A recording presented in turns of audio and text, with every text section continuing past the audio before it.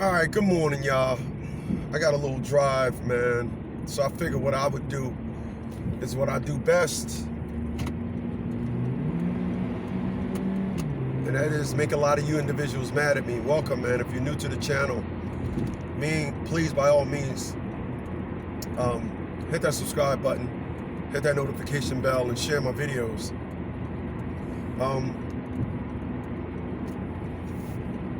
I want to talk to you guys about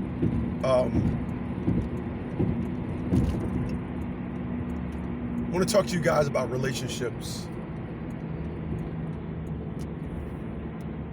and I want to basically help you guys understand why a lot of us are in relationships with people we don't even relate to. Now, people, I don't have no degrees on relationships. I'm not a doctor, I'm not a psychologist. I'm just a man that in my career, I helped well over 200,000 individuals. I helped over 200,000 individuals resolve their issues. I gave a different perspective to over 200,000 individuals. I'm never wrong. And I don't mean I'm perfect. What I mean is if you take your emotions out of it and add up nothing but 100% pure truth, then maybe you'll be better off with yourself, number one, and number two, you'll probably reach the pinnacle of love that you have for yourself, because a lot of you are in relationships with people you don't even relate to. One. And I'm gonna give you some ideas as to why. People, I'm a nerd. I'm not a nerd by the classic examples of clumsy, books falling. I'm a nerd from the perspective of I do the best thing possible at the time. I'm going to do that. And when it comes to relationships, what I'm telling you is a lot of you guys have built your relationship based on ingredients that you don't even like. And then when the relationship, when the house of the relationship is built, if you will, you don't like some of the rooms in it. You don't like some of the size of the rooms. You don't like the fact that the building is facing east. You got a 1.5 acre lot and you pointed the building west. You pointed the building south, and the sun rises in the east and sets in the west, and no sun comes into the front of your house or in the back. You don't like it. And then you try and change things. We all know that things are expensive to change once the design and once the product is finished. Toyota designed this car. They can't change it. It's finished. It's over. They had a crack at it. It's done. And that's what a lot of you guys are in relationships and you don't understand. Your relationship is done. Literally and figuratively. It's done. So let me break some things down to you. I know guys that all they do is run around and screw women. They're not falling in love. They come up with every different scenario. They come up with 50 different scenarios. My friend James, don't mind me saying his name. My friend James, he comes up with 50 different scenarios as to why he does what he do. All right. So, do you think James is best suited for a woman that does the same thing? Or do you think James is best suited with a woman that wants to settle down with a family? I'm gonna tell you something that I realized in my short 51 years of living. I have never to this day met a woman that didn't at least 2 times be in a relationship with a man that more so they're infatuated with. In the black community, dreads is the style, tattoos is the style. Wanting that thug, nigga, nah, I mean, that's in style. Men of my stature is not in style. I'm not saying we're not wanted, but I'm saying we're not in style. So when I say I have never met a woman that just straight out the gate said, I wanted a man of my caliber, I've never met him. And because of that, I have met women in my life, and my style now is, all you got to do is show me a couple of things and I cut it off. I mean, I want to be clear about something. There's nobody in the Rolls Royce dealer with bad credit. You know why? Because a salesman will cut it off. Cut that nonsense off, all right? I get individuals that don't understand my management tactic, so I'm gonna just give you guys a little taste of what you're doing wrong and how I do it. Relationships are best suited with people you can relate to. I have been in relationship with women that I was infatuated with. The last time that I was in a relationship with a woman that I was infatuated with, I was 33 years old. And infatuation makes a terrible relation. And those are just facts at 100%. But I'm gonna say some stuff here this morning that's gonna make you hate me. A lot of you, what you do is you tend to be in a relationship with individuals that don't even want the same type of house that you want. I talked to my lady. My lady wants a container home. That's the type of house she wants.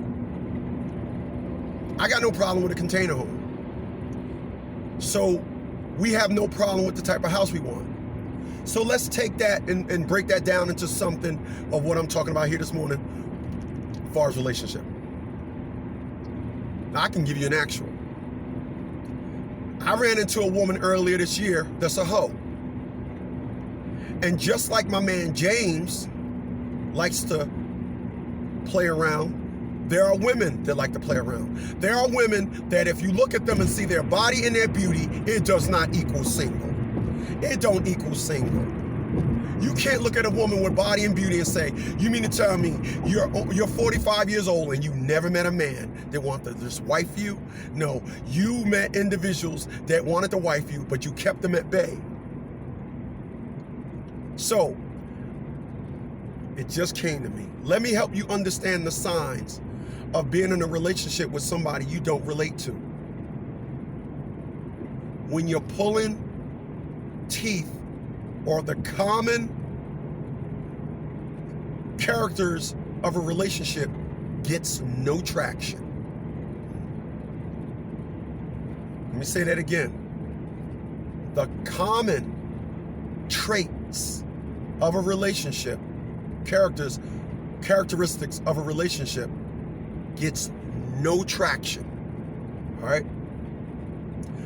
I had a woman one time tell me, I want to be in a relationship, but I like to take it real slow. What that meant was, you're still looking, and I am nothing but a pit stop. We had a little age difference. And one thing I don't do as an older guy, I don't pursue younger women. I didn't pursue younger women. They pursued me. When they pursued me, that told me that's what they wanted. If you are out there and you are pursuing a certain type of individual, they will always know it. They will always know. They will always know it. People,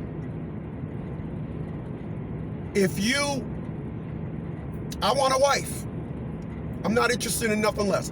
I don't want sex. I don't want a big booty. I don't want to be able to just call up and you pop up at my front door and we have sex. I want a wife. Nothing else. I don't want a date short of it. I don't want nothing. I want a wife. This is how I've been all of my life. And I ran into individuals that ultimately tried to make me a victim of what I wanted, because that's not what they wanted. So what I wanted never got traction. Let me tell you something that my ex-wife said to me. My ex-wife had a child prior to us getting together. And of course I was younger, and we was at the point where, you know, when you're young, you want to establish yourself, etc., etc. So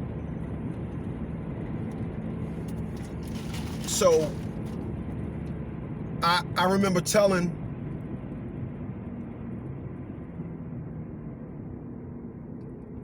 someone broke down in the middle of the street.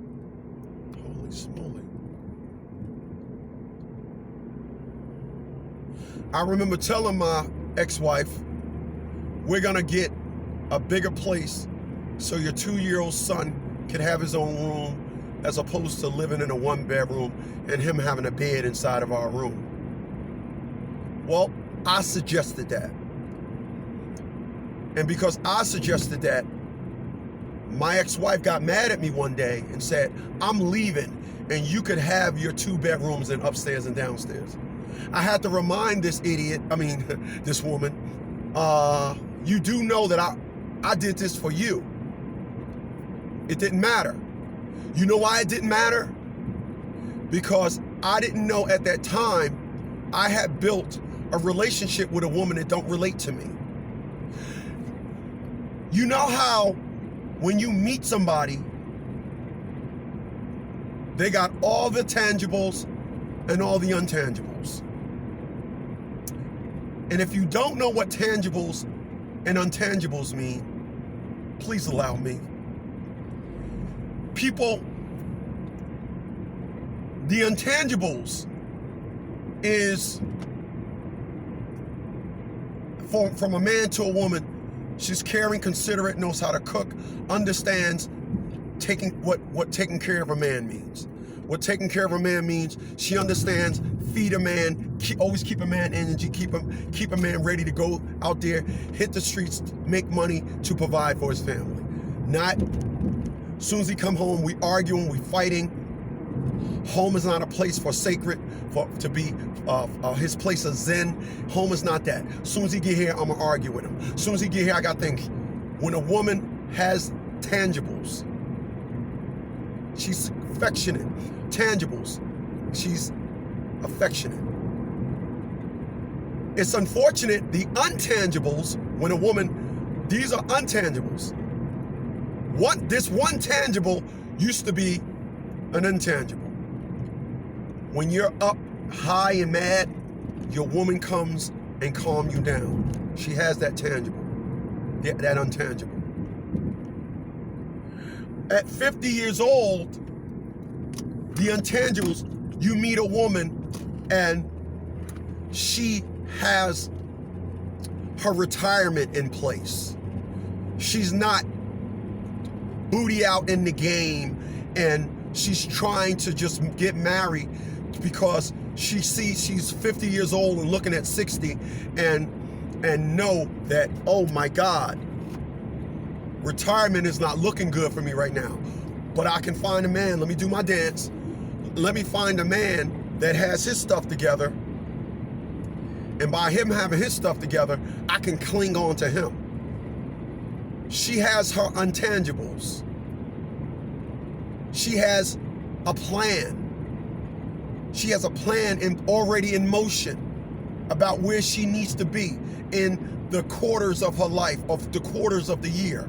The quarters of the year, January, February, March, April, May, June, second quarter, July, August, September, third quarter, November, October, November, December, fourth quarter. You're listening to a woman and she has all the intangibles. She got every point of her life, she got a plan.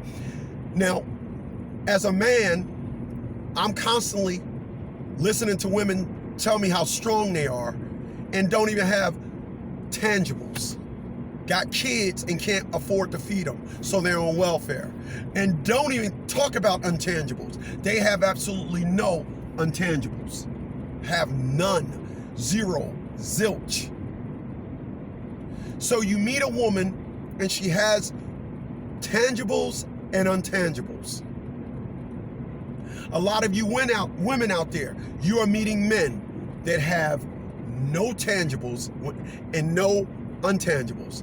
So this is what happens when you meet a man, and you can tell whenever you're in a relationship with somebody and you say something other than "we just grew apart," you dated somebody you should have never gave ass to. Yeah, you did. You don't want to blame yourself. You gave yourself to somebody you should have never gave some ass to, because you're now complaining about him not even having tangibles. You're now complaining about things that you should have recognized that before you laid on your back, let him give you a creamy beard, or you took his nut, aka Section 8 sauce.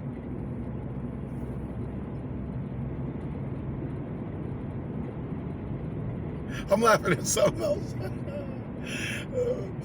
That's how you can tell. Whenever you meet a couple and you say, and they say, we just grew apart, that meant they had the tangibles and intangibles in place when they got together. That's what that means. All right. So check this out. When I meet women now, I know that have tangibles and have a significant amount of intangibles. I know I relate to that woman. I've met women that had this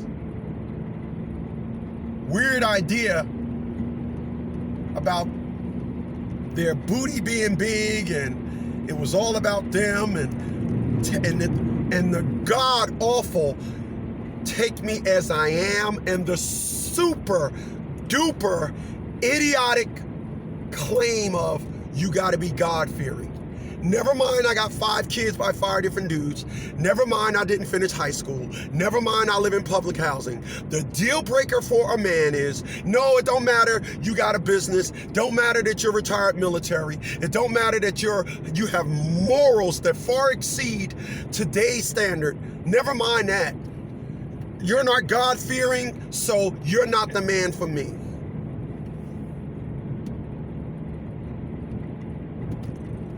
Amazing. Amazing. People, what you got to realize when it comes to a relationship is you simply have to relate to that individual. Fellas, she got a big booty.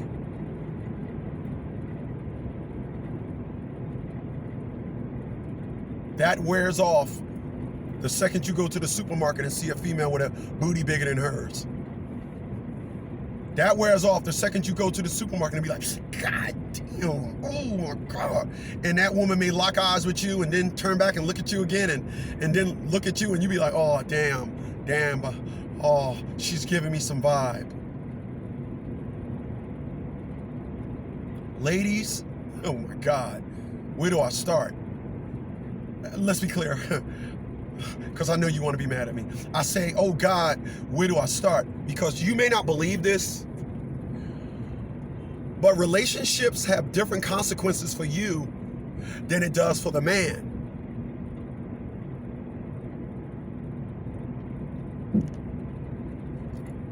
Men are givers and women are receivers. So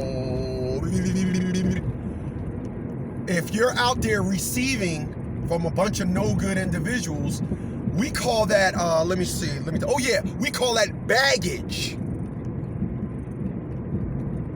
That's what we call that. We call that baggage. If you are out there taking, where does all that taking go? It stays with you, yes? Okay.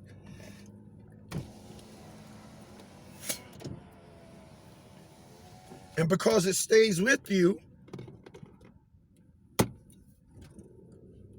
after a while, it accumulates, and we call it baggage. Oh, dear mine. All right. So,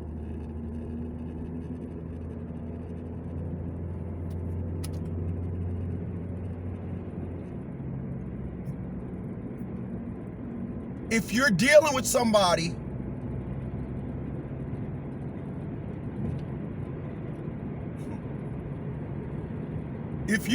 someone that showed you reckless,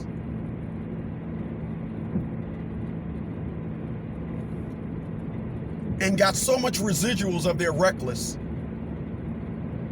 how do you relate to that person? So let's be clear.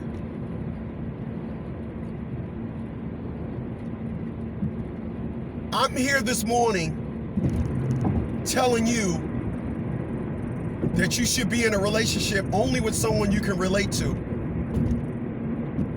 The fact of the matter is, your warped, asinine perspective at that time, your maturity level at that time, related to the lack of tangibles and intangibles by that individual. All right, so you need to sit down and blame the person who you were at that time. Here's a parallel perspective of what I'm talking about.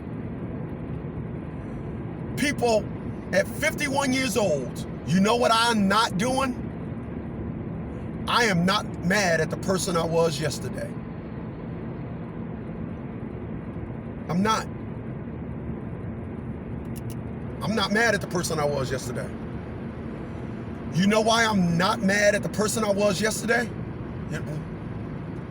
Because I did a grand job of setting the person that you're looking at today. I did a grand job to make sure today I would be in this position. A lot of you got time, you got this thing where you was absent in maturity. And because you was absent in maturity, you want to blame everybody else for being in a relationship with somebody you don't relate to.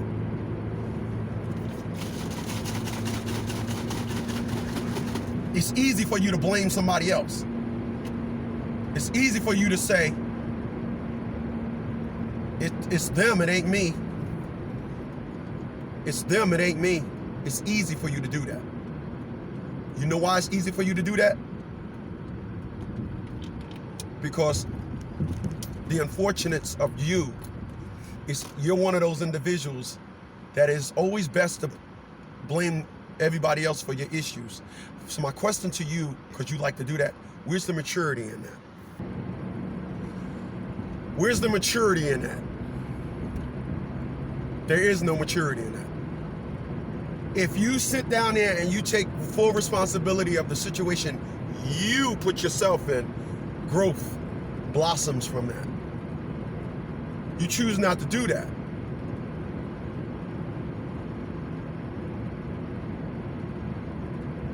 You choose not to do that. Wow, I just had an epiphany.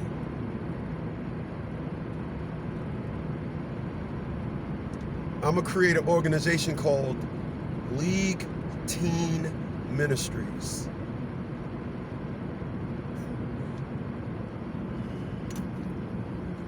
I gotta write that down so I don't forget. Wow.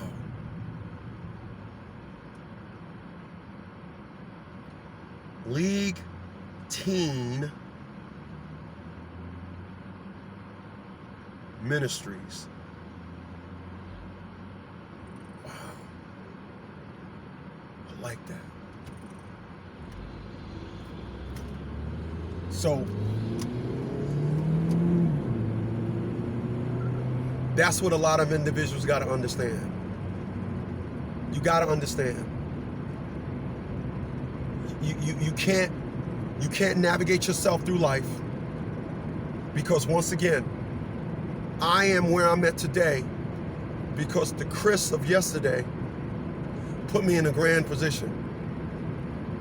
And I'm gonna tell you something. I missed out on a lot. Like I said, the average 15-year-old get more pussy than me. I tell individuals I turn down more than you've ever gotten.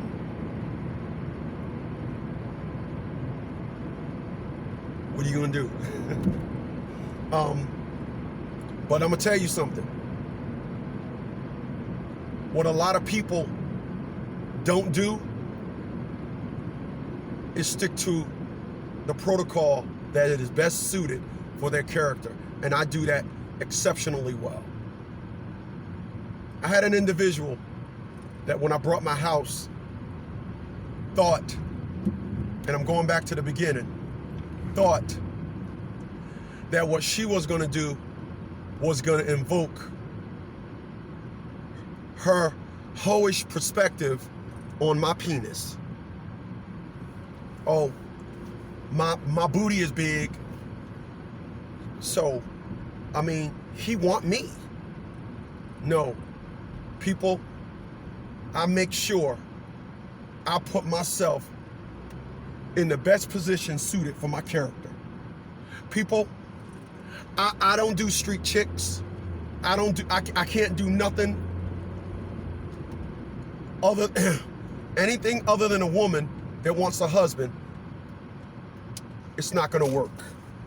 There's too many people. I was gonna go to Dunkin' Donuts, but there's too many people. Too many people in line. Anything other than that, it ain't gonna work.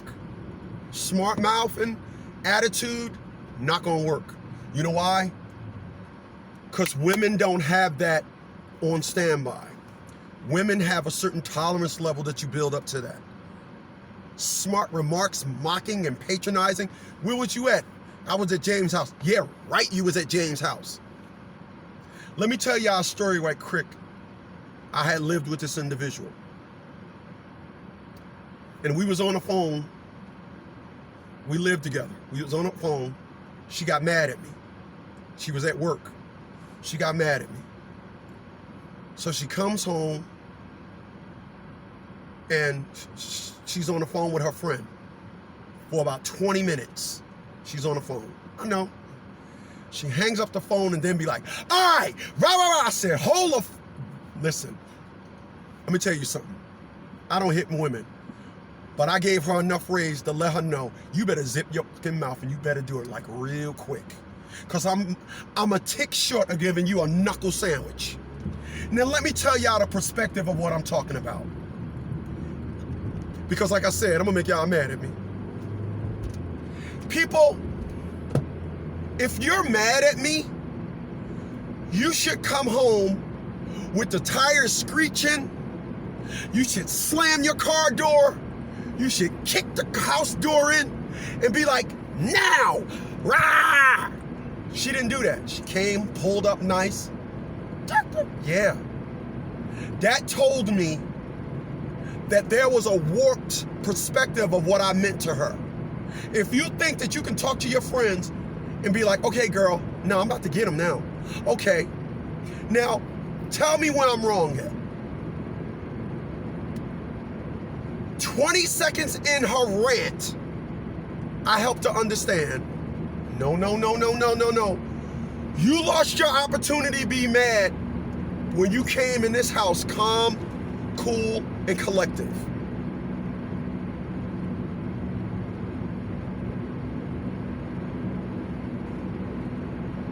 But I'm mad at myself for putting myself in that situation. People, this is why when it comes to this individual, people keep saying, yo man, this is big, bruh. I just get back with her to fuck her. And I was saying to myself at the time, my next stage of evolution in this relationship, I'm gonna start beating the SHIT out of her. So that could never work. That could never work. So, hey, listen, man, I hope y'all enjoyed this video. I really do. These are true facts at 100%. But I know, you was thinking it. I know there's something that I said in this video that's gonna make you mad at me. Later, y'all.